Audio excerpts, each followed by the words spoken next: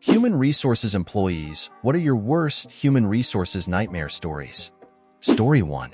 I'm on the HR team that supports a wide variety of U.S. cities for our company, including our particularly colorful Florida locations. This is one of the best stories I've ever heard. We had a woman who was trying to avoid work by sitting in her car in the parking lot. While she was hiding out there, she needed to use the restroom.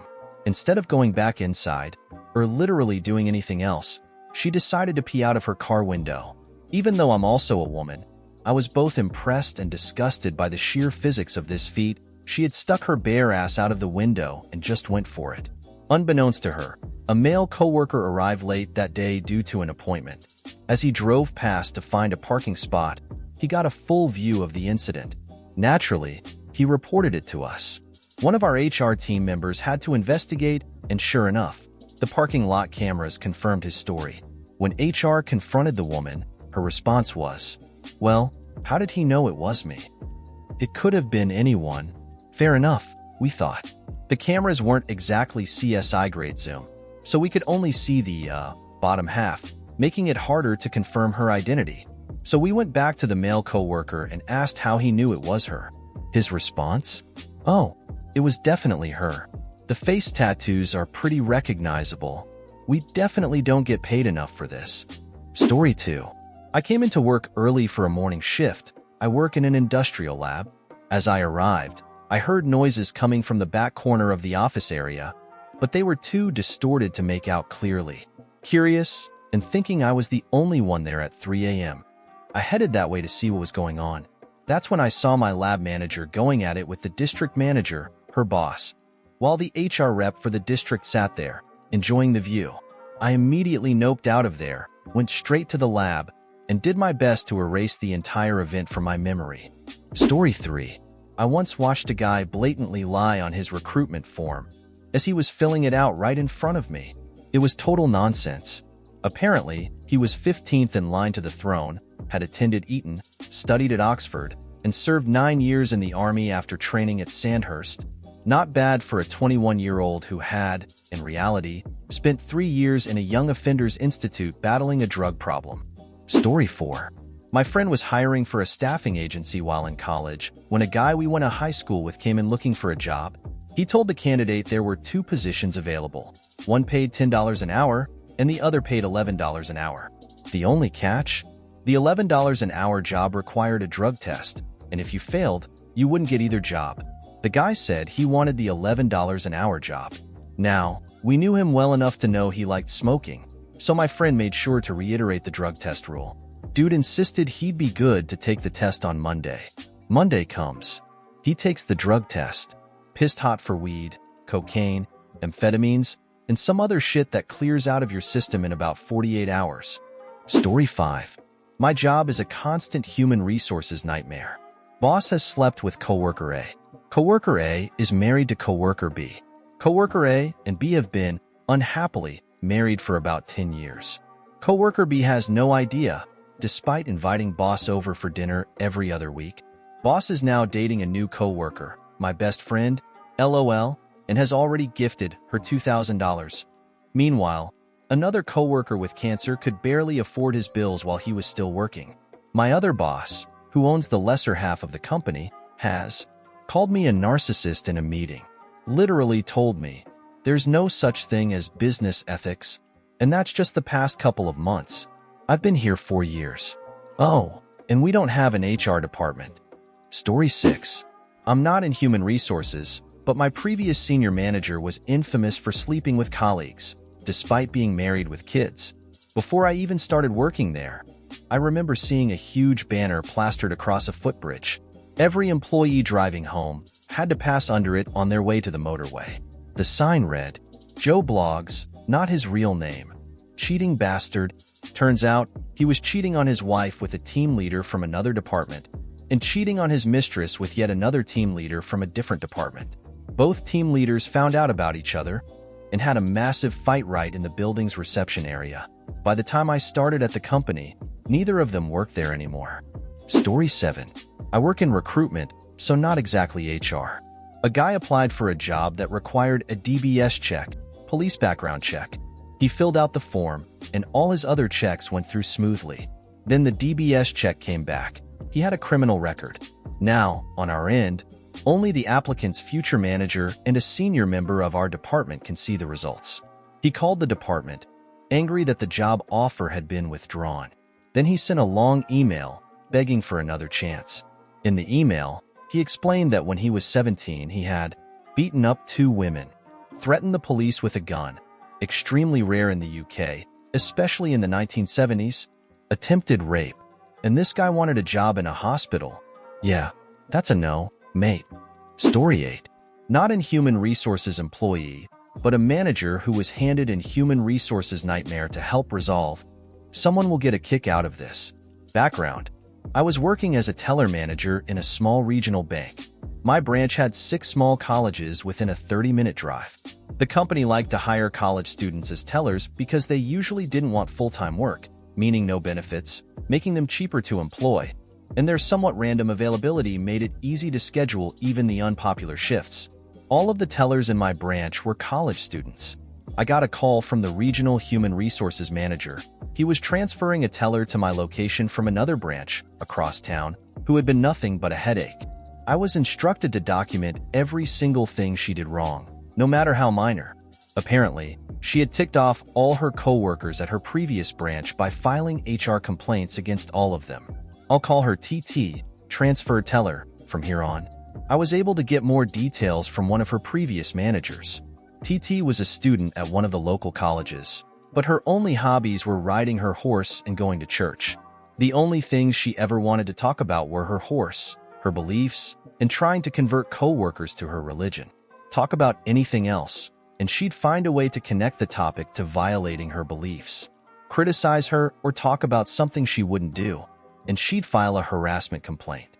TT was transferred to my branch, and on her first day, she went off on another teller for talking about a date her boyfriend had taken her on. The next day, she filed her first HR complaint, sexual harassment, against a coworker for talking about using a certain famous dating app. While taking the complaint, I quickly realized she was extremely socially conservative. The employee handbook stated that, in summary, what counts as sexual harassment depends on what offends the most easily offended person present. So watch your mouth and be mindful of where you talk. I pulled each teller into a one-on-one meeting, walked them through the harassment policies, and warned them to be careful about what they discussed in shared spaces. I didn't call out TT, but everyone immediately guessed who I was talking about.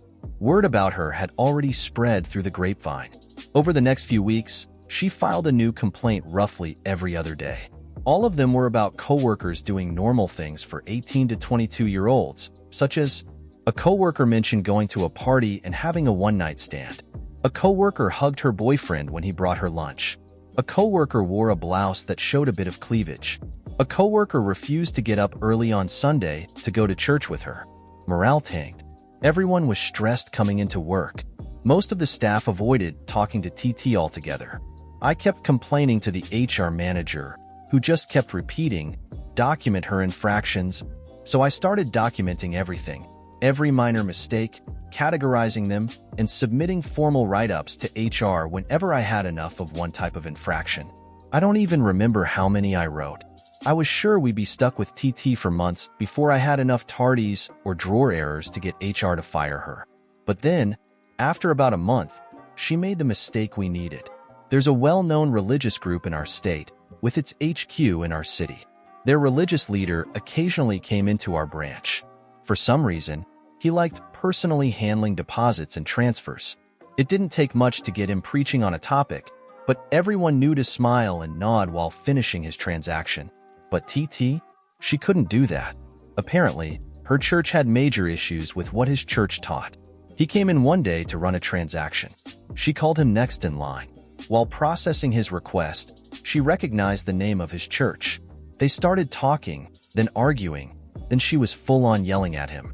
Unfortunately, I was in the back and missed the whole thing.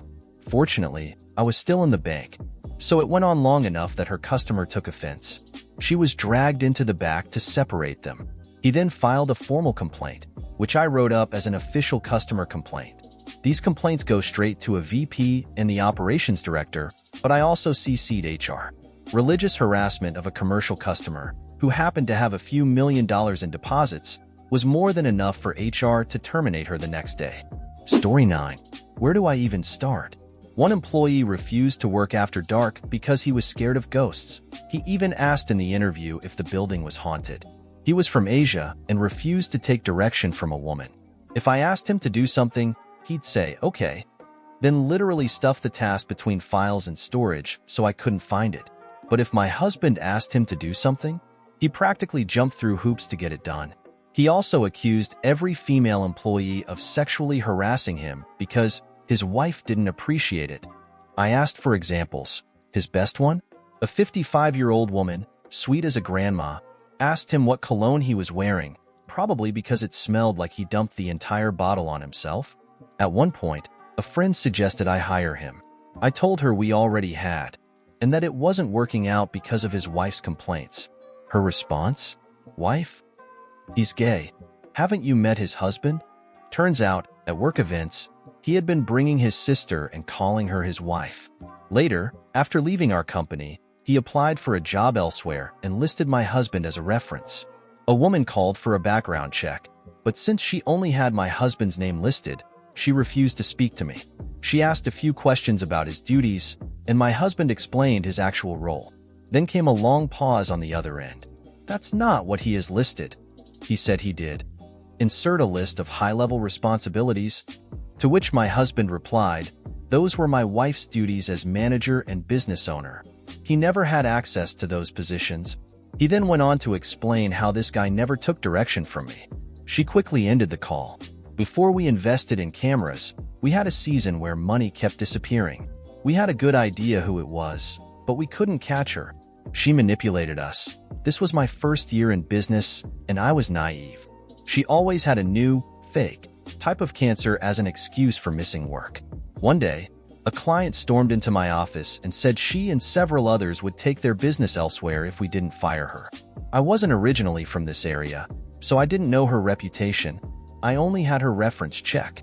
Turns out, she had stolen money and credit card numbers from multiple previous jobs, but she had never been charged because she always apologized or paid the money back before legal action could be taken. Suddenly, all the missing money made sense. We finally fired her, and the money stopped disappearing. A while later, she reapplied for a job with us. Her resume was so ridiculously padded that I turned it into a drinking game. The responsibilities she listed from her time at my business were either completely made up or literally my job. Pro tip: if you're going to pad your resume, don't send it to a former employer. One employee developed a drinking problem. At first, I couldn't figure out why they were going outside for a cigarette every 15 minutes. I brushed it off because they were a hard worker, put in long hours, and barely took a lunch break. Then I started finding hidden alcohol bottles around the office. The day I finally caught them, they had also overdosed on antidepressants. I had to rush them to the ER and physically help hold them down as they kept trying to strip and run. They were admitted to the psych ward, and I didn't hear from them for days. Then, one day, they just showed back up to work.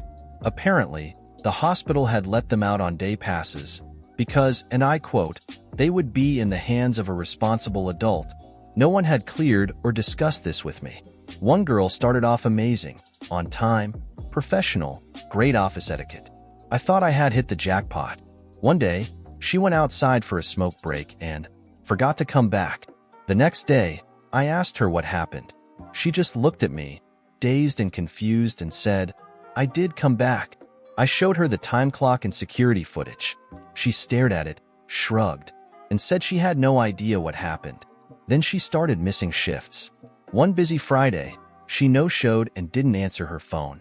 Another employee went on lunch break and came back saying she had just seen her lying drunk in the street outside our office. I went outside to talk to her. She was adamant that she wasn't scheduled to work that day. Her glasses were broken, her face was scraped up, and she was with two large, intimidating men.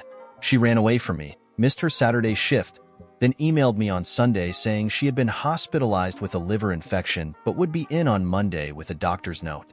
Monday came. No note. Tuesday came. Still no note. She said she would run home and get it, and never came back. She later claimed she didn't remember seeing me when she was drunk. The best part? She was still wearing her broken glasses. Story 10. Government employer.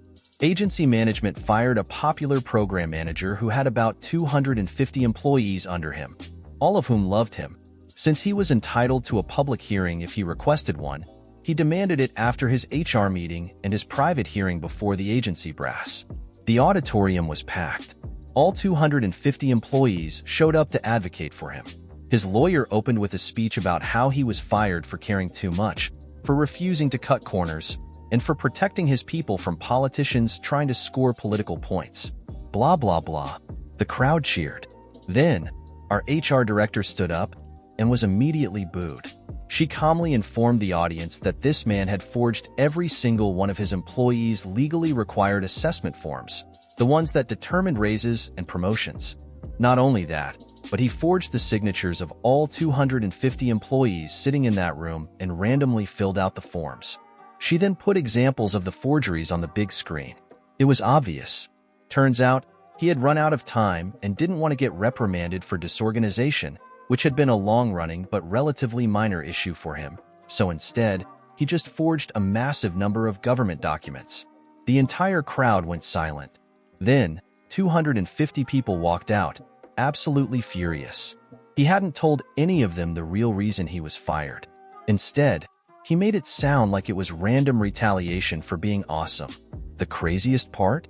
He already knew the agency had all this evidence. They had presented it to him twice before, and he had admitted to doing it both times. It was insane. I guess he figured he had nothing to lose by making a scene. He became such a pariah that he had to move. Story 11. I managed a small company and also served as the human resources guy. We had this one employee who needed rides to work for a short while, so I would pick him up when he needed one. One day, I go to pick him up, and as we're driving away, he calmly starts telling me about something concerning. Apparently, while working at a client company, one of their employees had approached him and said that one of our employees had basically cornered her in the break room, getting way too close, flexing about having family in high places at her company, and kept asking where she lived for some creepy reason. There was more to it, but in short, he was hitting on her hard. The moment I heard "trapped her in the break room," I U-turned immediately and sped back to the site. I ran inside frantically and found the woman in question, who, coincidentally, I vaguely knew from high school. I pulled her aside and asked her what happened. She confirmed everything. The guy in question, let's call him Dan, was married, but from the way she quoted his words, I had zero doubt she was telling the truth. We had never had a harassment complaint before, and she had no reason to make something up out of nowhere. I apologized profusely, assured her that she would never see him there again, and she was very kind and understanding about it. With my other employee still in my car, I sped to Dan's house. I knocked hard on his door. He answered, and I immediately demanded the keys to the on-site vehicle. Once he handed them over, I unleashed hell. So I heard an interesting story. Apparently, you wouldn't leave this girl alone. You kept asking where she lived, and you blocked her from leaving the break room. His immediate reaction? He glanced over his shoulder, because his wife was in the kitchen nearby. Then he stepped outside, closed the door, and started talking in whispers. Dan, I didn't talk to anyone. They have cameras. How about I go ask security to take a look? At that, he started guiding me toward the parking lot, trying to get me away from his front door, because his wife had cracked it open to listen in. Dan, I was in the break room with some chick, but all I did was say hello and ask if I was in her way while she was cleaning. I was pissed. His entire body language screamed guilt. He was desperate for me to drop it. Funny. We've had that location for over a year, and yet a week after I put you there, I get the first harassment complaint I've ever had to deal with. That's when he tried getting all puffy-chested and defensive. Dan, how dare you question my integrity? You won't even let me tell my side of the story. So, were you blocking the doorway so she couldn't leave or not? Dan, no. I shrugged. Okay, fine. I'll go check the cameras. If I see otherwise, you're fired. I started walking away. That's when he snapped. Dan, then I'm fucking done, Ella snap. Great. Pick up your last check tomorrow from company name. so I don't have to fucking deal with you ever again." I left. As I walked back to my car, I could hear his wife absolutely going off on him, but I ignored the argument. Once I got in the car, my other employee, who had been sitting there in silence the entire time, finally spoke up. "So, we're good, right?" LOL. Anyway, I went back and reviewed the security footage. Sure enough, Dan had definitely been obstructing the doorway while she was clearly trying to leave. The conversation lasted several minutes. There was no sound, but the passage of time was enough proof. Fucking creep. Saw him at the store the other day.